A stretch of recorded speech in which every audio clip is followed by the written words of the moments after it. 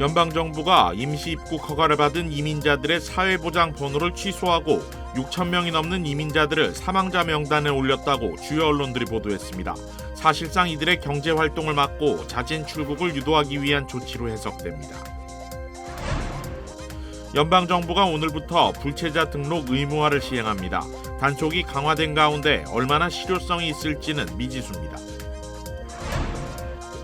이런 가운데 합법적인 체류 신분을 취득하는 과정도 점차 까다로워지고 있습니다.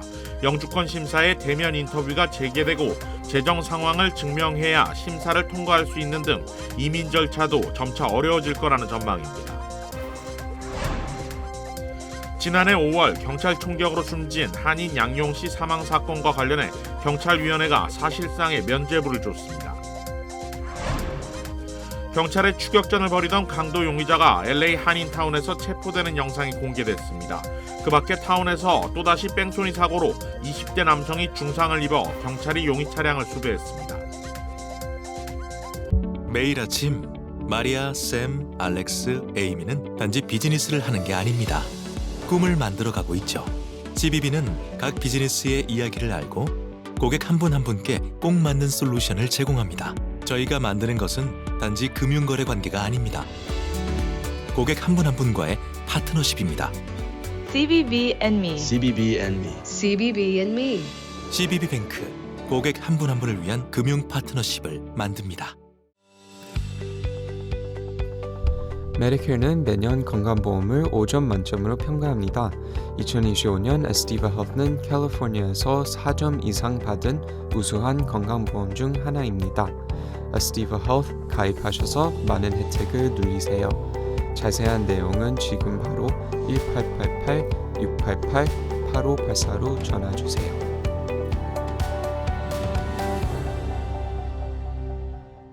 시청자 여러분 안녕하십니까? KBS 아메리카 뉴스입니다.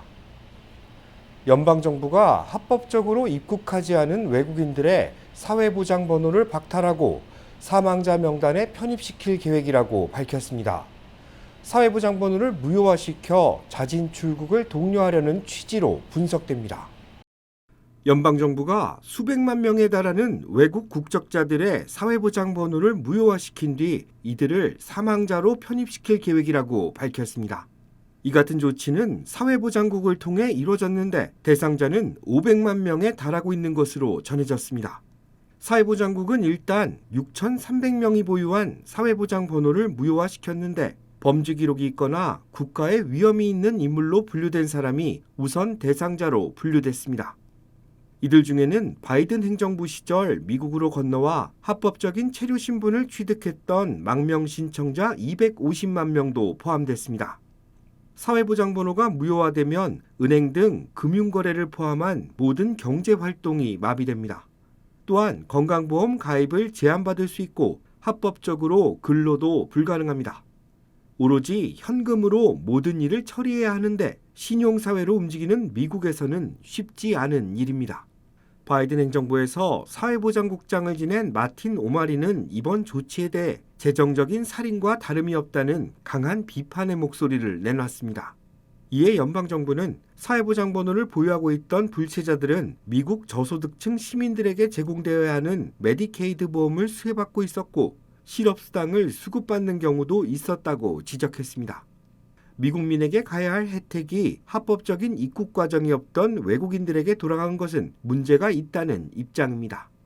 연방정부가 내놓은 이번 정책은 불체자들의 경제활동을 완전히 봉쇄해 자진 출국을 유도하기 위한 것으로 풀이되고 있습니다. 연방정부가 오늘부터 불체자 등록 의무화를 시행합니다. 자진해서 등록하지 않을 경우 처벌할 계획인데 불체자 단속이 강화된 시점에서 자발적인 신고가 얼마나 이루어질지 관심입니다. 어제 워싱턴 DC 연방법원이 연방정부의 불체자 등록 의무제 시행을 허용하는 판결을 내렸습니다. 이번 판결은 지난 2월 25일 연방정부가 불체자 등록 의무제 도입을 발표한 뒤 친이민단체들이 필요한 법적 절차를 밟지 않았다며 소송을 제기한 데 따른 것인데 연방법원은 결국 정부의 손을 들어줬습니다. 오늘부터 시행령이 발효됨에 따라 미국에 머물고 있는 14세 이상 불법 체류 신분의 외국 국적자는 자신의 개인정보를 등록해야 합니다.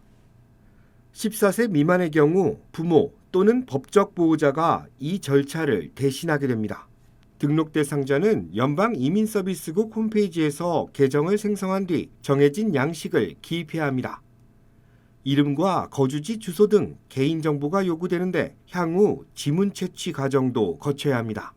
그러나 실질적인 효과 등 실효성 부문에서는 여러 가지 문제점들이 거론되고 있습니다. 불체자 입장에서는 추방작전에 집중하고 있는 연방정부에 자신의 개인정보를 넘길 경우 즉시 단속 대상에 오를 수 있다는 우려가 크기 때문입니다. 이에 연방정부는 등록을 미루거나 기피할 경우 강력한 처벌이 내려질 것임을 예고했지만 추방유예 등 등록 불체자들에게 어떠한 혜택이 제공될지 모르는 상태에서 얼마나 많은 불체자들이 시행령을 따르게 될 것인지는 미지수입니다. 연방정부가 불체자 추방 과정에서 잘못 추방된 이민자를 다시 귀환시킬 것을 명령했습니다. KBTV 주연우 기자입니다. 연방대법원은 어제 트럼프 행정부의 불법 이민자 추방 과정에서 메릴랜드 출신의 킬마르 아브레고 가르시아가 부당하게 추방 조치를 당했다며 하루속히 가르시아의 미국 귀환을 추진하라고 명령했습니다. 가르시아는 2019년 미국에 망명 신청을 했고 이민 판사로부터 보호 지위를 부여받아 미국에 합법적으로 체류 중이었습니다. 하지만 트럼프 행정부가 악명 높은 국제폭력 조직인 MS-13의 일원일 수 있다고 의심하면서 지난달부터 엘살바도르의 테러 격리센터에 수감된 상태입니다. 대법원 판결에 대해 트럼프 행정부 측은 가르시아 석방 및 귀환과 관련해 민감한 국제협상이며 그 결과에 대한 성공을 보장할 수 없다며 반발하고 있습니다.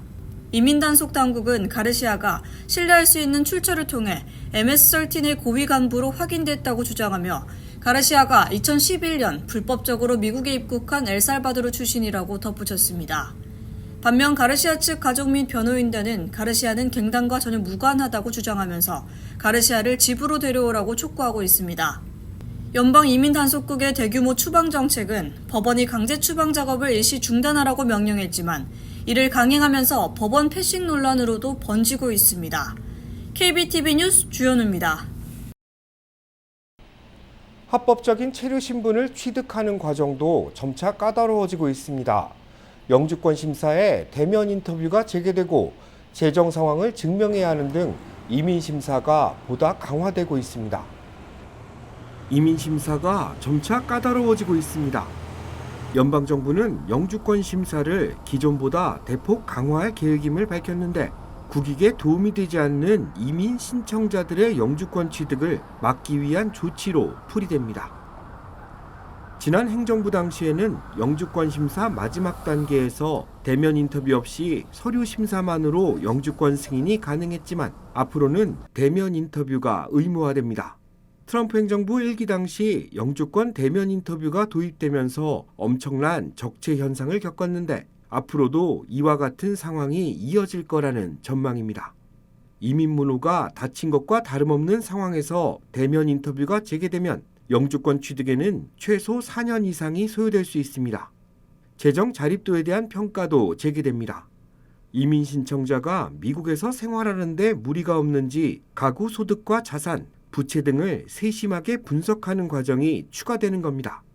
이럴 경우 시장보다 낮은 급여를 제공하고 있는 소규모 회사를 통해 영주권을 취득하려는 취업 이민자들은 재정 자립도 증명 단계에서 영주권 승인이 불허될 가능성이 높아집니다. 이에 더해 연방이민국은 취업 이민 신청자의 최종 학력 증명은 물론 취업 분야에 대한 기술이나 숙련도가 있는지를 예전보다 면밀하게 검토할 계획입니다. 미국 저소득층 가정에 제공되는 공적 부조 혜택을 받았던 기록을 보유한 이민 신청자의 서류는 즉시 기각될 전망입니다.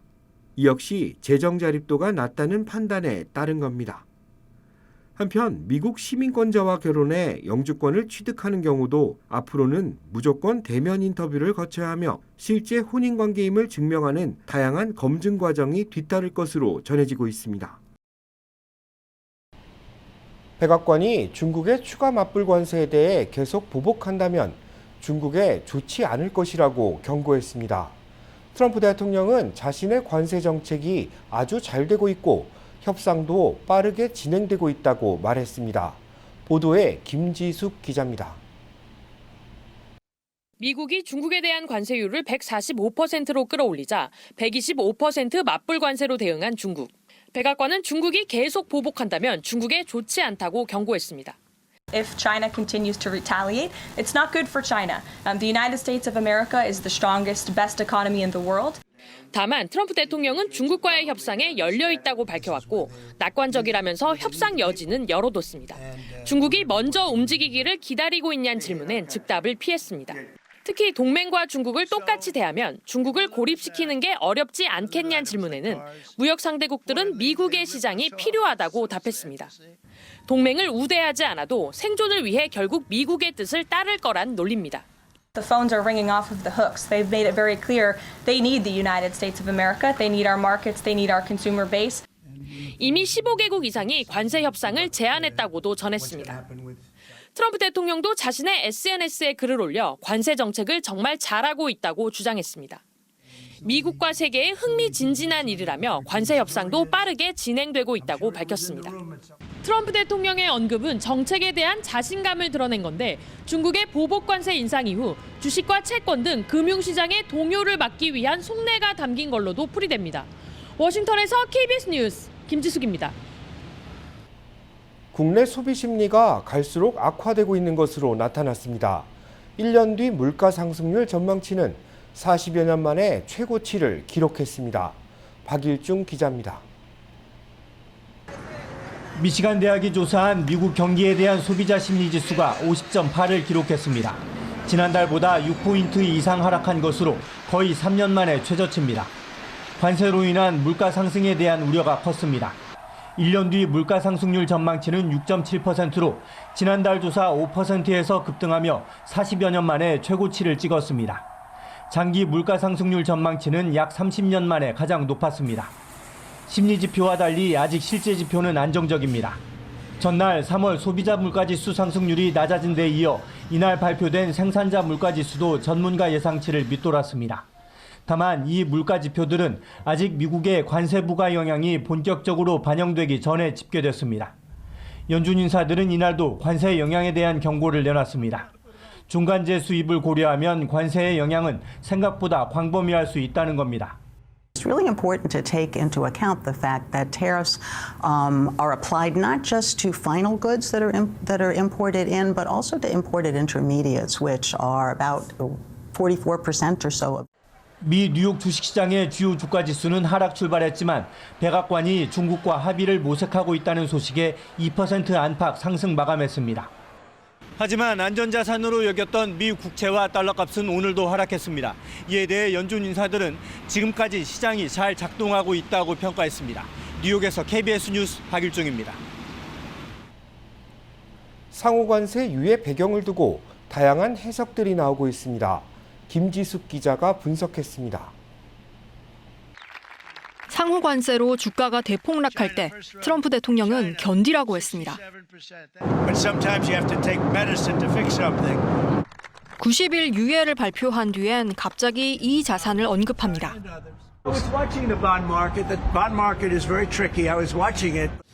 여기서 말하는 채권은 미국 국채. 금리 추이를 보면 그럴만합니다. 미국 시각 4일부터 10년물 금리가 갑자기 튀더니 10일엔 4.4%를 넘깁니다. 채권 금리를 뒤집으면 채권 가격인데 일주일도 안 돼 10% 정도 급락한 겁니다. 세계에서 가장 안전한 자산인 미국 채권의 비상 신호입니다. 미국 정부 부채는 이미 36조 달러, 5경 원이 넘습니다. 금리 0.1%포인트만 올라도 이자 50조 원 정도를 더 내야 합니다. 재정 적자 해소를 공약한 트럼프에겐 뼈 아픕니다. 지구상에 트럼프를 막을 수 있는 사람은 없는 것 같다. 하지만 막을 수 있는 건 있는데 금융 변수 측면에서 보면 미 국채 수익률일 거다.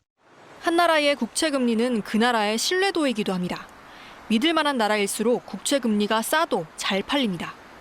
미국 국채 금리 급등은 미국이 믿을 만한 나라냐는 시장의 의문이기도 합니다. 미국을 다시 위대하게가 무색해지는 대목입니다.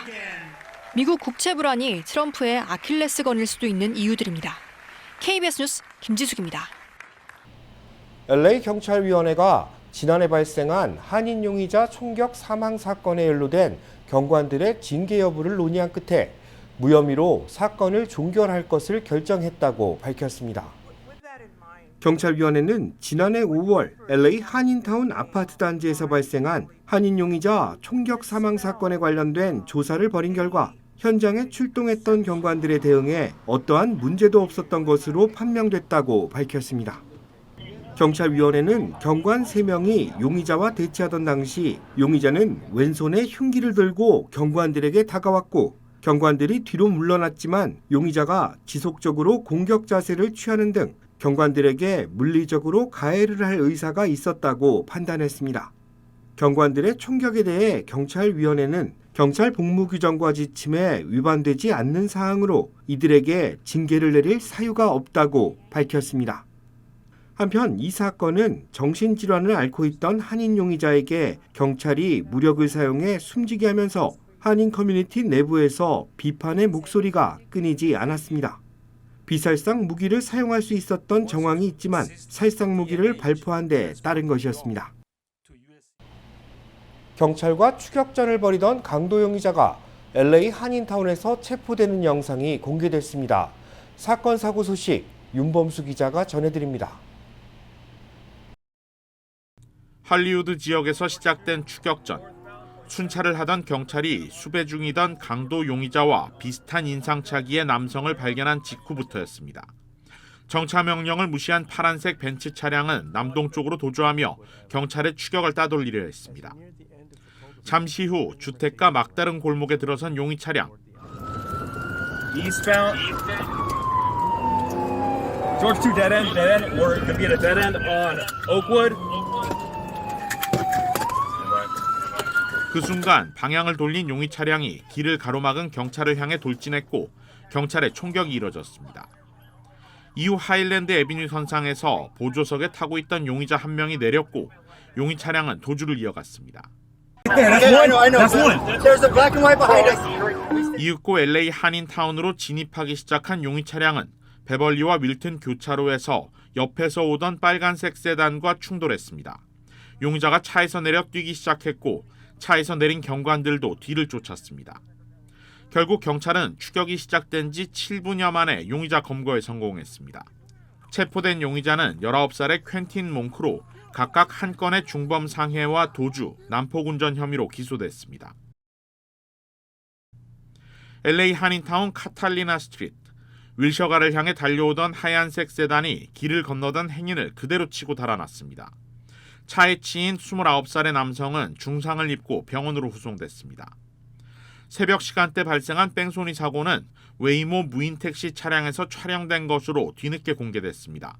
어제 영상을 공개한 경찰은 당시 목격자들의 제보를 기다리고 있습니다. 한인타운에서 발생한 뺑소니 사고는 지난 6개월 동안 경찰이 공개한 것만 모두 6건에 이를 정도로 타운 교통 안전이 위협받고 있습니다. KBS 뉴스 윤범수입니다. 김성곤 전 동포재단 이사장이 내일부터 LA를 비롯한 8개 주요 도시에서 평화통일 강연회를 개최합니다. 김성곤 전 동포재단 이사장이 트럼프 대통령 시대 한반도 평화통일을 위한 재미동포들의 역할의 중요성을 강조하는 특별 강연회를 개최합니다.